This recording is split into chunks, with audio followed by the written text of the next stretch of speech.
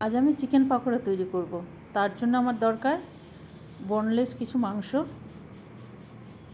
লঙ্কা কুচি, আদা রসুন বাটা, পরিমাণ মতো লবণ, হলুদ, হোয়াইট ভিনিগার, সয়া সস, এটা হচ্ছে তন্দুরি চিকেন মশলা, কর্নফ্লাওয়ার, একটা ডিম, পেঁয়াজ কুচি, আর দেব 2 চামচ বেসন।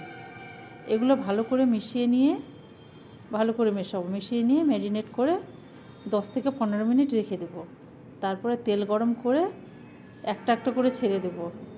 লো টু মিডিয়ামে ওই আঁচটা রাখতে হবে, না হলে পুড়ে যাবে।